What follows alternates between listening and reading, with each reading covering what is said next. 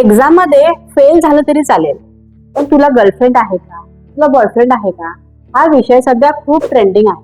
मित्रांनो, टीनेजर्स मध्ये girlfriend boyfriend हा विषय फक्त गॉसिप पुरता आहे तर खरंच जीवनाचा एक भाग आहे.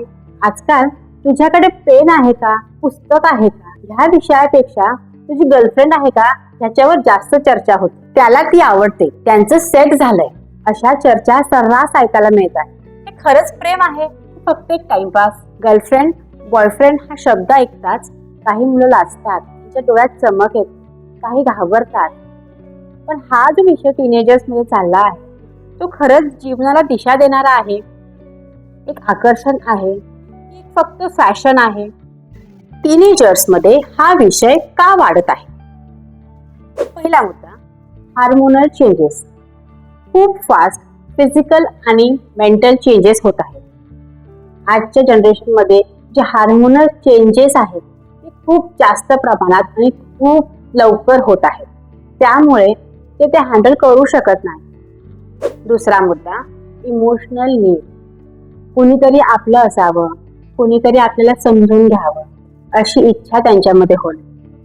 तिसरा पॉइंट, पीअर प्रेशर. सगळ्यांना गर्लफ्रेंड आहे, सगळ्यांना बॉयफ्रेंड आहे, मग मला पण असला पाहिजे, मला का नाही, हा सुद्धा प्रश्न त्यांना पडतो. मला पण पाहिजे. Fourth, social media. सोशल मीडियामध्ये आपण नेहमी रील्स बघतो, लहान लहान मुलं चेष्टा मस्करी करतात, गर्लफ्रेंड बॉयफ्रेंडचे रील्स आपण बघतो, व्हिडिओज आहेत, सिरियल्स आहेत. त्याचा सुद्धा खूप मोठा प्रभाव मुलांच्या मानसिकतेवर पडत आहे.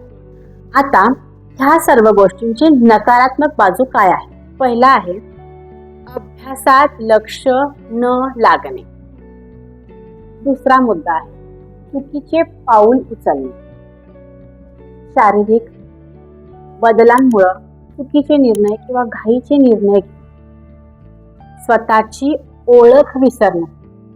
तो किंवा ती नसली तर मी काहीच करू शकत नाही, मी तिच्या बिगर शून्य आहे अशी भावना. आता ह्या गोष्टींच्या सकारात्मक बाजू पण आपण बघूया. पहिला मुद्दा आहे, मैत्रीमुळं एक कॉन्फिडन्स येतो, एक आधार मिळतो, मुलांमध्ये एक इमोशनल बॅलन्स राहते. थर्ड पॉइंट, मुलं एकमेकांची काळजी घ्यायला शिकतात. मित्रांनो, गर्लफ्रेंड असणं, बॉयफ्रेंड असणं हे काही चूक नाहीये, पण त्याचं वय, त्या नात्याची परिपक्वता, त्याची मर्यादा, ह्या गोष्टी खूप महत्वाच्या आहेत.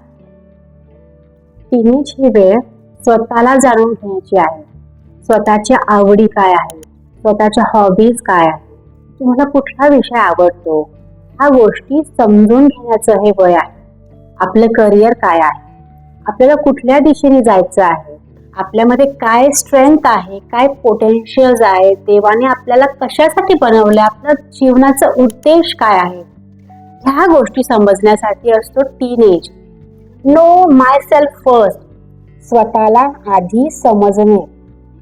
सर्वप्रथम स्वतःवर प्रेम करा, स्वतःला घडवा आणि मग योग्य वयात योग्य नातं जोडायचं असतं. नमस्कार, मी आहे माधुरी मोरे.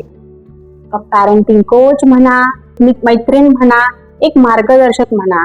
जर तुम्ही सुद्धा या एक ट्रेंड मध्ये फसले असाल आणि पालक म्हणून तुम्हाला योग्य मार्गदर्शन हवं असेल तर नक्कीच खाली दिलेल्या नंबरवर तुम्ही संपर्क करू शकता. धन्यवाद. Happy parenting.